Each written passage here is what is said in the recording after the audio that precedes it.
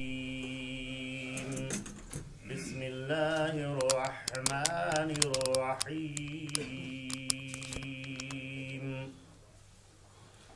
وما أرسلنا في قرية من نبي إلا أخذنا أهلها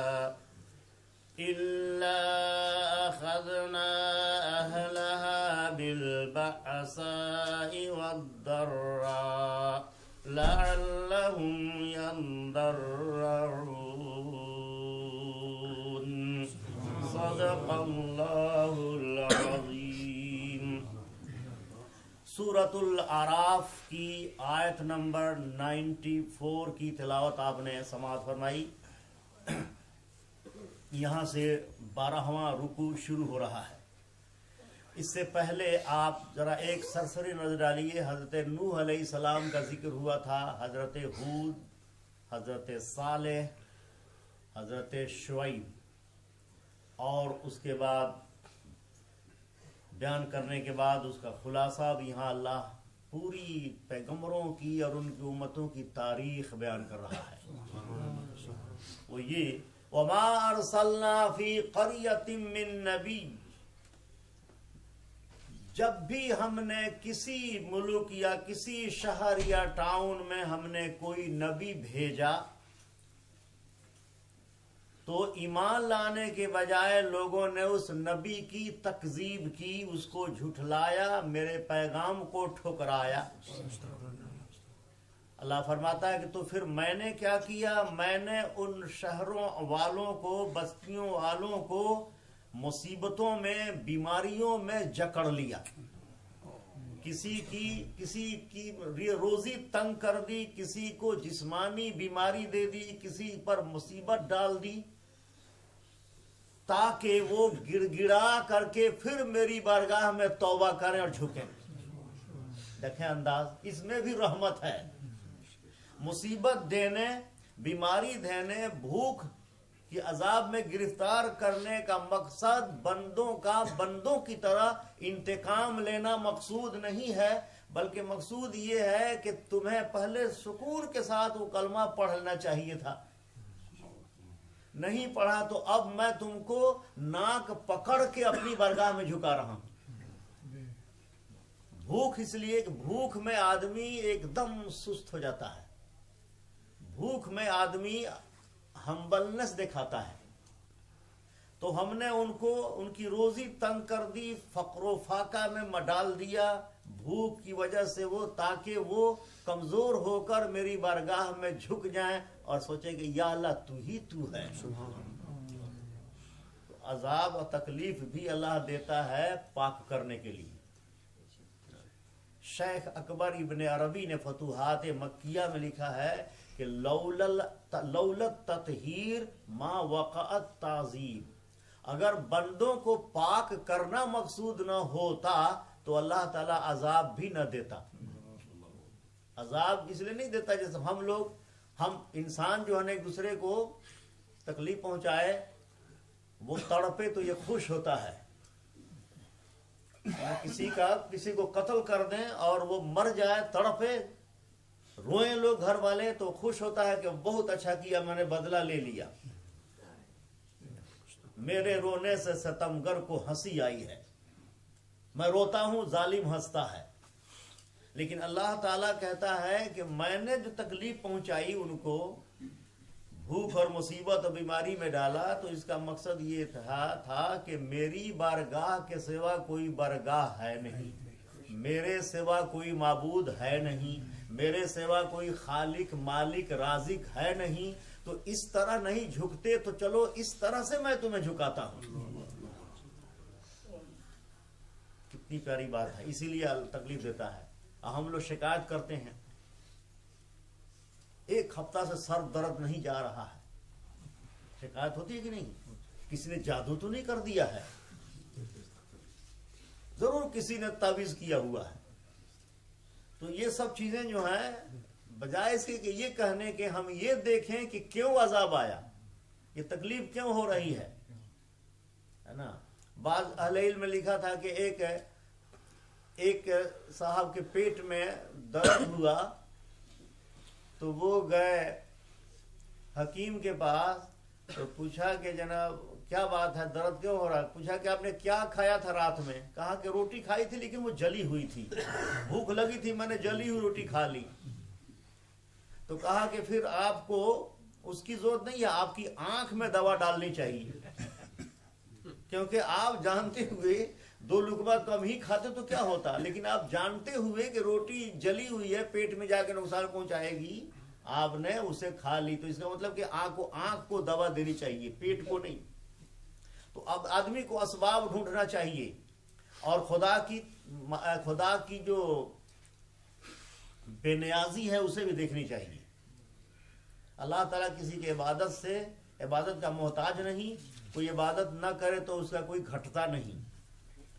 دیکھیے اللہ فرماتا ہے whenever we sent any town any prophet and they denied him and rejected the message with which we sent the prophet, then we seized the people of that town with calamity and adversity and poverty, so that they might humble themselves and repent to me. میں نے مصیبتوں میں ڈالا ان کو تاکہ وہ میری بارگاہ میں جھکیں۔ یہ اللہ کا ایک دیکھیں اصول بیان کیا اللہ نے، یہ میرا طریقہ رہا ہے ہمیشہ۔ تفصیل اس کی آگے آئے گی اگلے رکوعات میں۔ تو بیماری ہو یا پریشانی ہو، دکھ ہو یا درد ہو، سب کا مقصد ہوتا ہے اللہ کی طرف سے ایک مہربانی بطریقے دیگر۔ اگر وہ لوگ شروع میں ہی کلمہ پڑھ لیتے اور نبی کی مخالفت نہ کرتے، پیغام کو جھٹلاتے نہیں، تو یہ دن دیکھنا نہ پڑتا۔ اللہ فرماتا ہے ثم بدلنا مكان السيئة الحسنة حتى عفوا وقالوا قد مس آباءنا الضراء والسراء فأخذناهم بغتة وهم لا يشعرون۔ اللہ فرماتا ہے کہ پھر میں نے برائی کی جگہ پر بھلائی دے دی ان کو، پھر ہم نے ان کی پریشانیوں کو بھلائیوں سے بدل دیا، یہاں تک کہ وہ تعداد میں اور دولت میں خوب بڑھ گئے، خوب بڑھے پھلے پھولے۔ وقالو، اور اس کے بعد بولے کہ ہمارے باپ دادا کو بھی مصیبتیں آتی رہی ہیں۔ یہ بات کہ تکلیف، بیماری، پریشانی تو ہم ہی تھوڑے ہیں ایسے، ہمارے باپ دادا بھی بیماری میں تھے، ہمارے لکڑ دادا کی ٹانگ ٹوٹ گئی تھی اور نانی صاحبہ کا آپریشن ہوا تھا، تو باپ دادا لکڑ دادا سب پریشانیوں میں گرفتار ہوئے ہیں۔ یہ کوئی نئی بات تھوڑے ہے، ہمیں بھی تکلیف پہنچی تھی، پھر اللہ نے نواز دیا۔ اور اس میں مقصد کیا تھا بتانا ان کو کہ ہمارے باپ دادا بت پوجتے تھے، ہمارے باپ دادا شرک کرتے تھے، بیماری آئی، پریشانی آئی، پھر دفع ہو گئی، پھر دولت کی ریل پیل ہو گئی، تو اب جب وہ شرک پہ رہ کر بت پوج کر کے اور یہ دکھ اور سکھ سہ چکے ہیں، تو اسی طرح سے ہم بھی بت پوج کر کے دکھ اور سکھ سہیں گے۔ کیا ہے اس میں؟ یہ ہے شیطان کا مکر، عقل عیار کی خامی ہے نا۔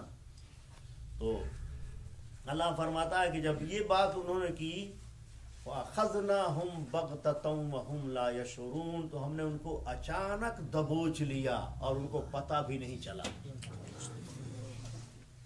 یہ بیماری آج بھی ہے جیسے پہلے بھی تھی، آج بھی انسان کے دل میں یہی ہے۔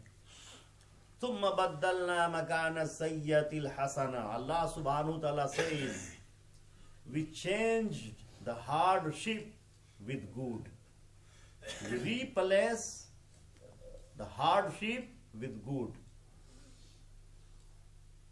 Until they increased in numbers and wealth, and said calamity and adversity and poverty touched our forefathers as well. ہمارے باپ دادا کو بھی یہ بات پہنچی تھی. Then we seized them suddenly while they were unaware. ہم نے اچانک ان کو پکڑ لیا یہاں تک کہ ان کو ہوش بھی نہیں ہوا.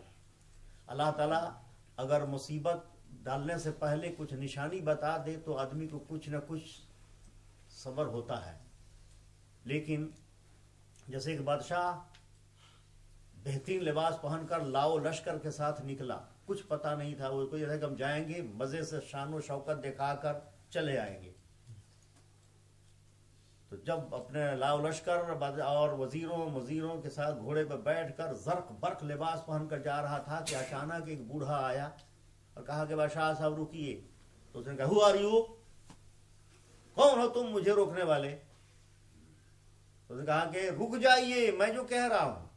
آگے بڑھا بوڑھا اور گھوڑے کا لگام پکڑ لیا, بادشاہ کے گھوڑے کا لگام پکڑ لیا. کیا بات ہے, اتنی گستاخی کر رہے ہو تم, کچھ آپ سے کہنا ہے, کیا کہو؟ کہا کہ نہیں کان میں کہوں گا. کہو. کان جھکایا تو کہا کہ میں ملک الموت ہوں, میں کوئی بوڑھا نہیں ہوں, میں موت کا فرشتہ ہوں. تو آپ جو اکڑ فو دکھا رہے ہیں ذرا سنبھل جائیے. کہا کہ اچھا مجھے مہلت دیجیے پلیز, میں ذرا گھر جاؤں نصیحت کر دوں وصیت کر دوں کہ میرے بعد کون بیٹھے گا حکومت پر. کہا کہ نہیں, اللہ کا حکم ہے کہ اسی شان و شوکت میں اچانک آپ کو پکڑا جائے. بس فرشتے نے بس تھوڑی سی بات کی اور اس کے بعد ایسا کھینچا روح کہ بیچارہ گھوڑا سے نیچے زمین پر گرا. یہ ہے سڈنلی. تو اللہ فرماتا ہے کہ اسی طرح سے ہم ان کو اچانک پکڑتے ہیں. پکڑ لیا ہم نے ان کو اور ان کو شعور بھی نہیں ہوا. آج بھی غور کریں, تاریخ اخبار پڑھیں تو کیا ہوتا ہے دنیا میں. ہوٹل میں لوگ سو رہے ہیں اور اچانک زلزلہ آیا اور مکان ان پر گر گیا, بیچارے مر گئے. دیکھا آپ خود مظفر آباد میں کیسے ہوا تھا, اسی ہوا تھا, رمضان اچانک ہوا تھا. تو یہ چیزیں آج بھی ہو رہی ہیں. اور یہ یاد رکھیے کہ ایک ذرہ بھی نہیں کائنات میں ہلتا بغیر خدا کی مرضی مشیت کی. دنیا میں ہمیشہ لوگ اسباب میں گم ہیں. اسباب کو دیکھتے ہیں نا, لولل اسباب لمرتاب المرتاب, امام راضی کا جملہ کہ اگر اسباب ریزن نہ ہو تو کسی کو شبہ نہ ہو. اللہ تعالیٰ ریزن پیدا کرتا ہے اور اس ریزن میں سب کچھ کر دیتا ہے. تو لوگ سمجھتے ہیں کہ یہ ہوا ہے اس لیے ایسا ہو گیا ہے. یہ نہیں جانتے کہ اللہ تعالیٰ ہیلا بناتا ہے اور اس کے بعد اللہ تعالیٰ پکڑتا ہے. تو دیکھیں اب یہ آیت کتنی کس طرح سے ہمارے لیے سبق آموز ہے کہ ہم نے پہلے ان کو نبی بھیج کر کے سمجھایا, نہیں مانے, لڑے, تو ہم نے ان کی تکلیف میں گرفتار کیا تاکہ گڑ گڑائیں, پھر بھی نہیں گڑ گڑائے تو ہم نے پھر ان کو ناز و نعمت میں پالا, خوب مال دی, دولت دی اور اولاد بڑھا دی ان کی. اب ان کو شکر کرنا چاہیے. لیکن شکر کرنے کے بعد انہوں نے کہا کہ یہ بات ہوتی آئی ہے, کوئی نئی بات نہیں ہے, بس اس وقت پکڑ لیا ہم نے. تو ایک بزرگ سے کسی نے پوچھا آپ کی آج کل کیسی گزر رہی ہے زندگی, اور وہ تھے غالباً ابراہیم ادہم. کس طرح گزر رہی زندگی؟ تو کہا کہ بس جب اللہ تعالیٰ نعمت دیتا ہے تو شکر کی سواری پر بیٹھ جاتا ہوں. اللہ اللہ, کیا پیاری بات ہے. جب کوئی نعمت ملتی ہے, سچے دل سے خلوص کے ساتھ نماز پڑھنے کی توفیق مل جاتی ہے تو شکر ادا کرتا ہوں. اور جب کوئی بیماری مصیبت آتی ہے تو صبر کی سواری پہ بیٹھ جاتا ہوں. اور جب کوئی غلطی ہو جاتی ہے تو استغفار کی سواری پہ بیٹھ جاتا ہوں. اور جب اطاعت مجھ سے سرزد ہوتی ہے تو للہیت اور خلوص کی سواری پہ بیٹھ کر کے چلا جاتا ہوں. یہ 4 سواری ہے، اسی پہ میری زندگی گزر رہی ہے. کیا پوچھتے ہو؟ کس طرح سمجھایا انہوں نے، دیکھیں آپ، واقعی حقیقت بیان کی انہوں نے. یعنی ہم سے یا تو ہمارے پاس یا تو راحت ہوگی، دکھ ہوگا یا سکھ ہوگا. عبادت کریں گے یا غلطی کریں گے، نیکی کریں گے یا گناہ کریں گے، یہی 4 چیزیں ہیں نا. انہوں نے کہا کہ یہ 4 چیزیں ہیں میرے پاس. نعمت ملے تو شکر کرتا ہوں، مصیبت آئے تو صبر کرتا ہوں، عبادت کرتا ہوں تو اخلاص پیش کرتا ہوں، غلطی ہو جائے تو توبہ کرتا ہوں. میرے پاس 4 سواریاں ہیں، چاروں پر بیٹھ کر میں چاروں وقت میں چلتا ہوں. بتاؤ میری زندگی کیسی گزر رہی ہے، تم بتاؤ. اللہ اکبر.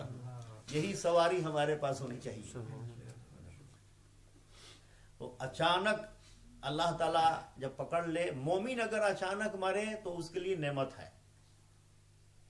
بغیر توبہ استغفار کے گناہگار، سیاہکار، پاپی، بدکار، فجار اچانک مرے یا کافر، تو سمجھ لیے کہ یہ ان کے لیے بہت برا ہے. توبہ کا بھی موقع نہیں ملا، وصیت کا بھی موقع نہیں ملا، یہ بھی نہیں موقع ملا کہ 50 روپے اللہ کی راہ میں دے دینا مثال کے طور پر. تو یہ سب کیا ہے؟ یہ برا آدمی کے لیے برا ہے. صحابہ بیٹھے ہوئے تھے، حضور علیہ السلام تشریف فرما تھے کہ اچانک ایک دھماکے کی آواز آئی. فتوحات مکیہ میں حدیث منقول ہے. اچانک دھماکے کی آواز آئی. صحابہ نے کہا یا رسول دھماکہ؟ فرمایا کہ کافر 70 سال سے مرا، 70 سال کا کافر مرا ہے، جہنم میں گرا ہے، اس کی آواز آئی ہے نا حدیث میں کہ اللہ تعالیٰ 70 سال تک کافر کو جہنم میں لڑکائے گا. وہ 70 سال ہی دنیا کی زندگی ہے. 70 سال کافر رہا اور 70 سال سے وہ کفر کرتا رہا. اب اچانک مرا ہے تو کہاں گرا؟ آواز آئے گی دھماکے کی. تو اس طرح سے اچانک آدمی مرے تو یہ سب لڑکتا جا رہا ہے. اور اس کو قرآن نے سمجھایا ہے، وَالَّذِينَ كَذَّبُوا بِآيَاتِنَا سَنَسْتَدْرِجُهُم مِّنْ حَيْثُ لَا يَعْلَمُونَ.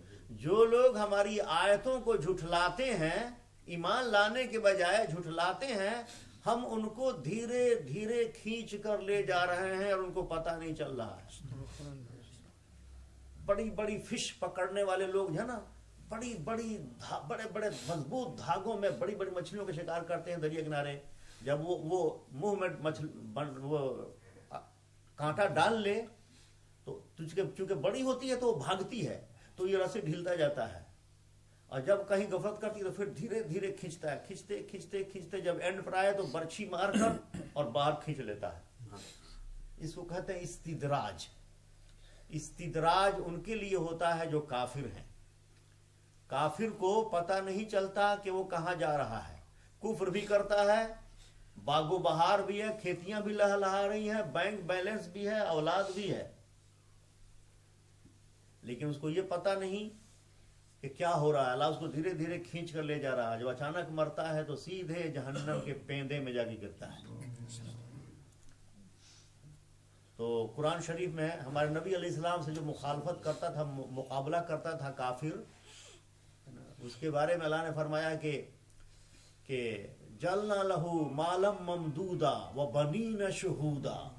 ہم نے اس کو خوب مال دیا ہے اور کئی بیٹے دیے ہیں جو اس کے سامنے جوان ہو کر اس کے سامنے آتے ہیں. ثم یطمع ان ازید، پھر وہ لالچ رکھتا ہے کہ میں اور بڑھاؤں گا. اللہ فرماتا ہے کلا، اب نہیں. انہ کان لآیاتنا عنیدا، کہ وہ ہماری آیتوں کے خلاف بکتا ہے. جو دینا تھا وہ دے دیا، اب موقع آیا تھا کہ شکر کرو تو اور دیتا، لیکن اب جب نبی آ گیا اور ہماری آیت پڑھ کے سناتا ہے تو تم اس کے خلاف بکتے ہو. کلا، اب نہیں ملے گا، اب پنشمنٹ کے لیے تیار ہو جاؤ. دیکھیے قرآن شریف کا انداز. فَأَخَذْنَاهُمْ بَغْتَةً، اچانک ہم نے پکڑ لیا. وَهُمْ لَا يَشْعُرُونَ، اور انہیں اس کا شعور بھی نہیں ہوا. ایک آیت اور سن لیجیے. وَلَوْ أَنَّ أَهْلَ الْقُرَىٰ آمَنُوا وَاتَّقَوْا لَفَتَحْنَا عَلَيْهِمْ بَرَكَاتٍ مِّنَ السَّمَاءِ وَالْأَرْضِ وَلَكِنْ كَذَّبُوا فَأَخَذْنَاهُمْ بِمَا كَانُوا يَكْسِبُونَ. اگر شہروں والے، بستیوں والے میرے بھیجے ہوئے پیغام توحید کو قبول کر لیتے اور شرک سے بچتے اور تقوی طہارت اختیار کرتے تو میں ان کے اوپر آسمان اور زمین کی رحمتیں اور برکتیں کھول دیتا. موسلادھار بارش ہوتی ان پر رحمتوں کی، برکتوں کی. وَلَكِنْ كَذَّبُوا، لیکن انہوں نے جھٹلا دیا میرے پیغام کو. فَأَخَذْنَاهُمْ، تو ہم نے ان کو پکڑ لیا بدلے میں ان اعمال کے جو وہ کرتے تھے.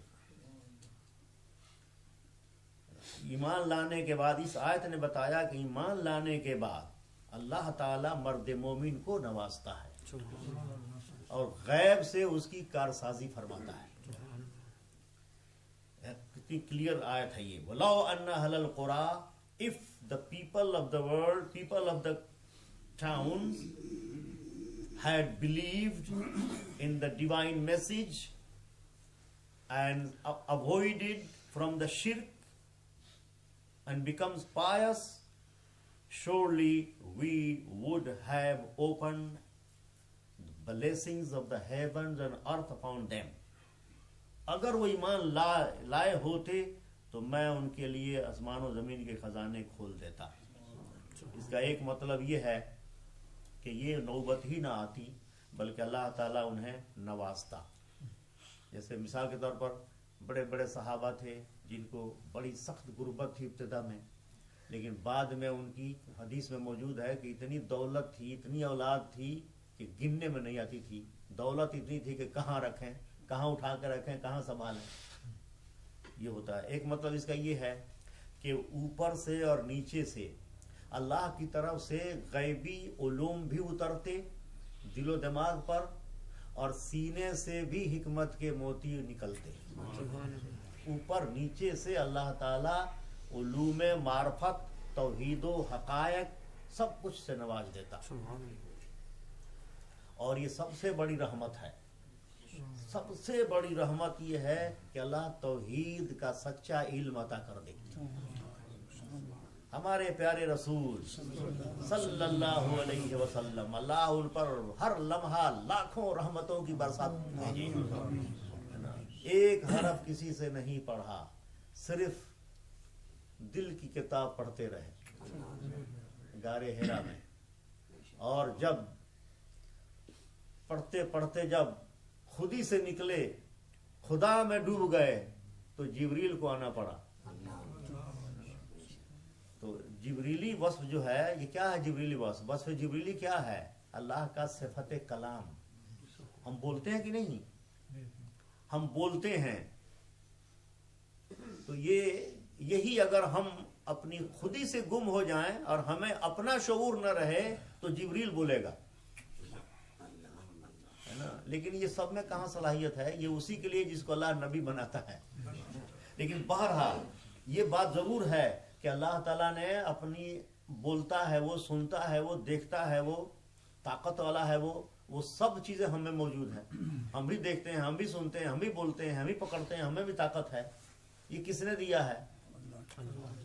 ظاہر بات ہے. یہ سب اگر ہم اپنی سیلف ہوڈ سے نکل جائیں، یعنی ہوں ہم لیکن ہم نہ ہوں،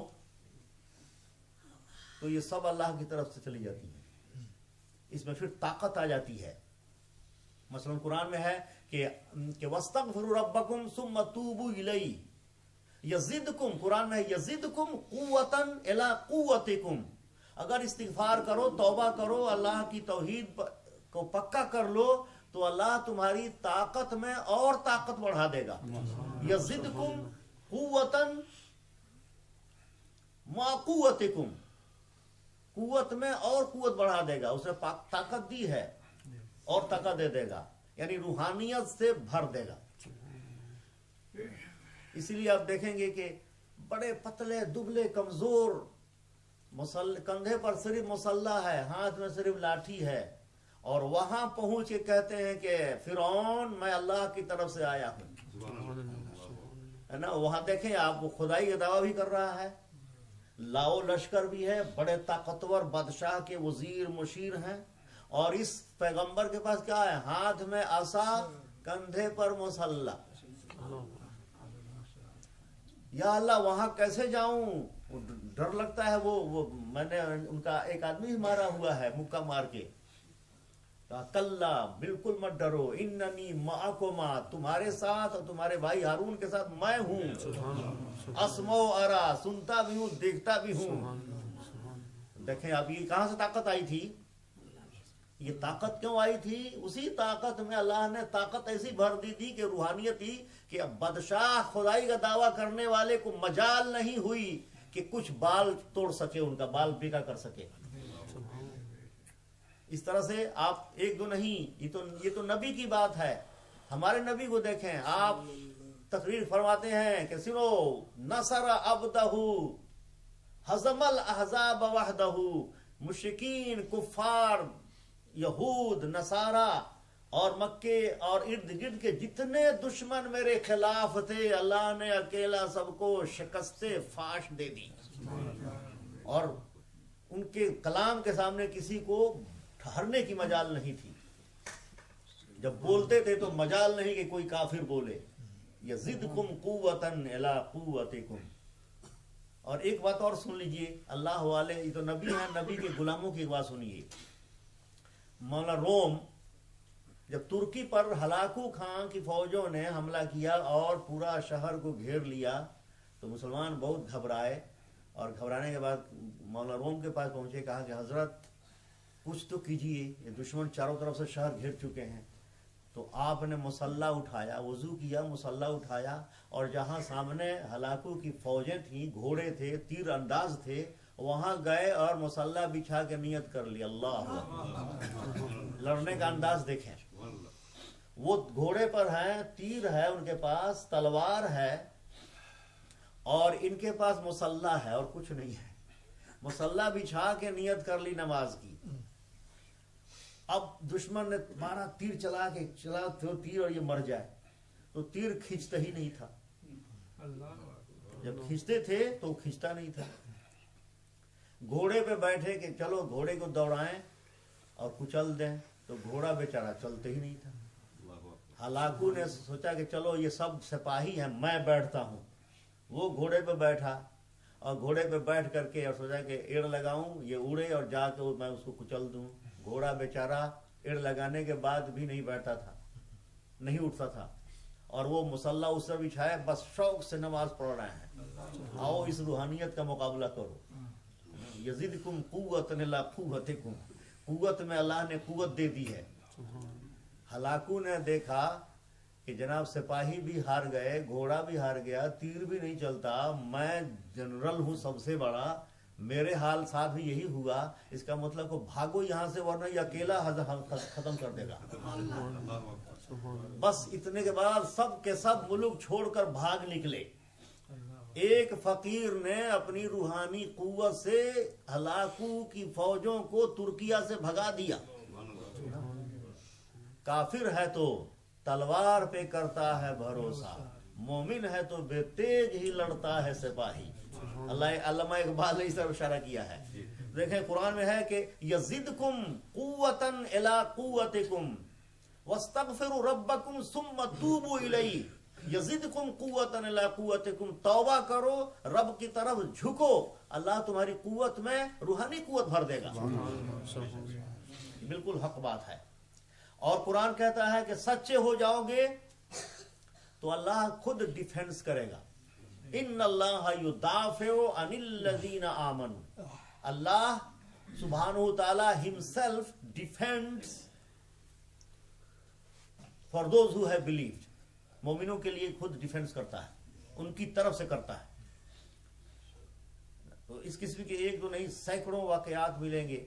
تو یہاں بھی دیکھیے اللہ فرماتا ہے کہ اگر یہ لوگ ایمان لاتے، تقوی اختیار کرتے، تو میں آسمان اور زمین کی رحمتیں اور برکتیں ان پر کھول دیتا. लेकिन उन्होंने झुठलाया। वलाकिन कज़्ज़बू, दे बिलाइड, rejected the divine message. فَأَخَذْنَاهُمْ, then we seized them, we took them with the punishment for what they used to earn. जो वो गुनाह कमाते थे कुफ्र और शिर्क, उसके बदले में हमने उनको पकड़ लिया। ज़बरदस्त आयात बयनात हैं। और इस मुल्क में देखें हम लोग भी थोड़े से ऐसे ही अकड़े हुए हैं।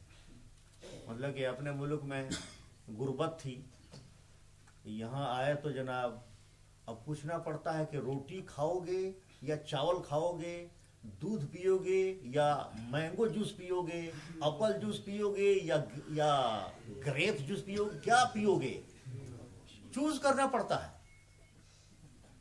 तो यहाँ भी हम लोग भी थोड़े से अकड़े हुए हैं।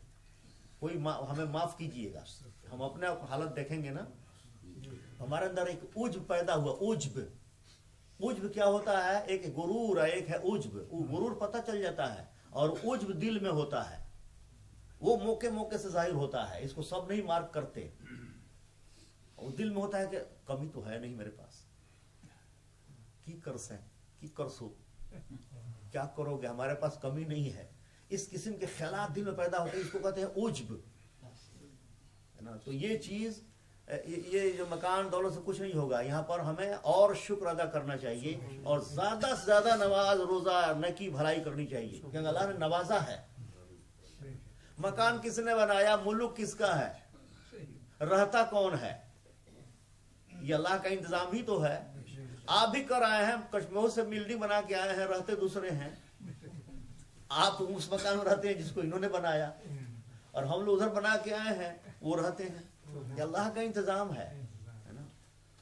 ये अल्लाह का इंतजाम है, इसको कोई दुनिया से खत्म नहीं कर सकता। अल्लाह ऐसे ही करता है ना। तो एक फकीर थे, झोपड़ी में रहते थे। बस आखिरी बात कर दूं, खत्म कर दूं। फकीरों से मुझे एक ताल्लुक है ना, उनसे मोहब्बत है ना।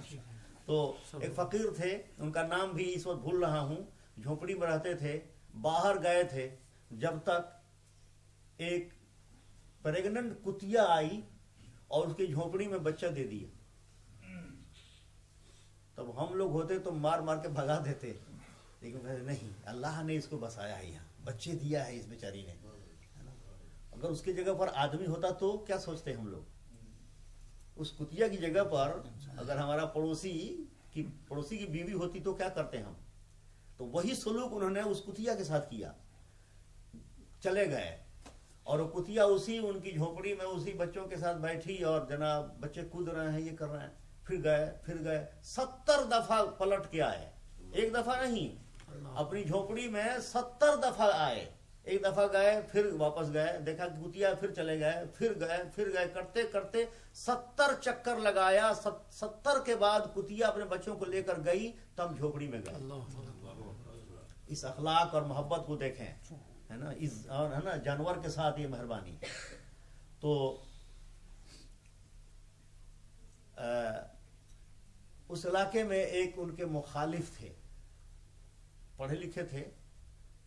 जैसे आजकल पढ़े लिखे कहते हैं कि सूफी तूफी कुछ नहीं होते, मुखालफत करते हैं कि नहीं, बल्कि बड़े बड़े फकीरों के भी ये मजाक उड़ाते हैं।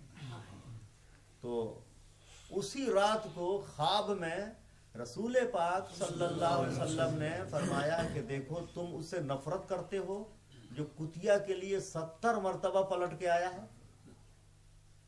तो सुबह उठ के तौबा की मौलाना साहब ने, और फकीर के यहाँ जाके सही हो गए।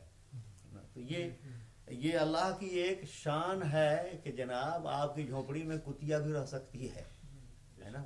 आपके मकान में चिड़ियाएं भी रहती हैं, आपके मकान में सांप भी रहता है, आपके मकान में, है ना, और भी कीड़े मकोड़े रहते हैं। बादशाहों में एक बादशाह हुआ इंडिया का, उसके महल में एक दफा चूहा नजर आया तो उसने हुक्म दिया कि जितने चूहे के बिल हैं वहां पर रोजाना फूड रखा करो, है ना। रखा किया उसने। तारीख में है, तारीख फरिश्ता में है कि शाम को गीदड़ बोलते थे बहुत ज्यादा। हमारे मुल्कों में गीदड़ बोलते हैं ना। तो पूछा वजीर से, क्या बात है, ये गीदड़ क्यों बोल रहे हैं इतना? तो कहा कि सर्दी पड़ रही है बेचारे इसलिए बोल रहे हैं। तो कहा कि कल से उस बाग में कंबल बिछवा दो ताकि गीदड़ों को सर्दी न लगे। फिर बोलने लगे दूसरे दिन تو اس نے کہا کیوں بولتے ہیں؟ کہا کہ اب شکر گزاری میں بول رہے ہیں نا. بہرحال یہ واقعہ ہے، یہ واقعہ تاریخ میں ہے. بادشاہ نے ایسے کمبل بچھوائے تھے. تو خلاصہ یہ نکلا کہ اللہ تبارک و تعالی کا انتظام انوکھا ہے. ایک آدمی کماتا ہے، 10 آدمی کو روزی پہنچاتا، اللہ پیٹ میں روٹی پہنچاتا ہے نا. یہ اس کی شان ہے.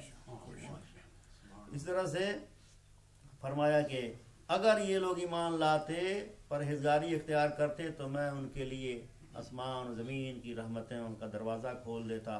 لیکن جھٹلایا انہوں نے تو ہم نے ان کو پکڑ لیا. لیکن پکڑ تو لیا، ہلاک تو کیا، لیکن بھوکا نہیں چھوڑا. پھر بھی بھوکے نہیں مرا، کھاتے پیتے ہی رہے. لیکن یہ ہے کہ موت جو ہوئی وہ بری موت ہوئی. بس یہ چیز دیکھنا ہے. موت تو آتی ہے، ابلیس کو بھی آئے گی، فرعون کو بھی آئی، قارون نمرود شداد کو بھی آئی، اور اہل ایمان کو بھی. بس یہ ہے کہ موت اللہ ہمیں دے ایمان پر. بس یہ چیز ہے. خاتمہ بالخیر ایک وہ نعمت ہے کہ ہم دل سے روز دعا کریں، یا اللہ جب موت دے تو لا الہ الا اللہ کی تصدیق کر. ورنہ مرنے والے سب مرتے ہیں، بھوکے پیاسے بھی نہیں مرے، کھا پی کے ہی مرے. لیکن دیکھنا چاہیے کہ ایمان تھا کہ نہیں. ایمان نہیں تھا.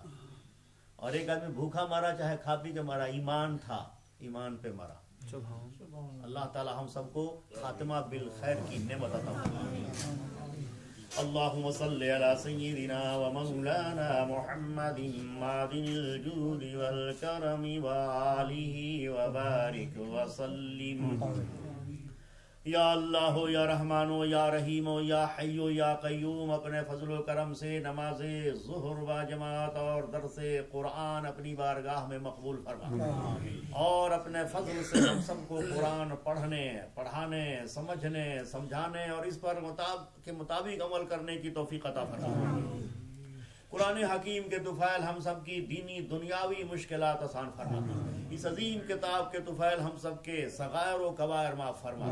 اس عظیم کتاب کے طفیل ہم سب کو جسمن، روحن، ظاہرن، باطنن شفائے کلی عطا فرما، اور ہمیں اپنے فضل سے اپنی بارگاہ میں صدق و اخلاص کے ساتھ ذکر و فکر اور بندگی و طاعت کی توفیق عطا فرما، اور ہماری جسمانی قوتوں کے ساتھ ساتھ روحانی قوتوں میں اضافہ فرما، اور اپنے مقدس نبی، مقدس آل و اصحاب، مقدس اہل بیت، مقدس اولیاء کرام کے طفیل ہم سب کو دین اور دنیا کی بہتریوں سے مالا مال فرما.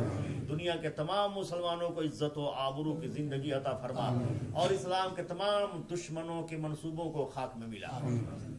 وصلى الله تعالى على خير خلقه سيدنا ومولانا محمد وآله وأصحابه أجمعين برحمتك يا أرحم الراحمين.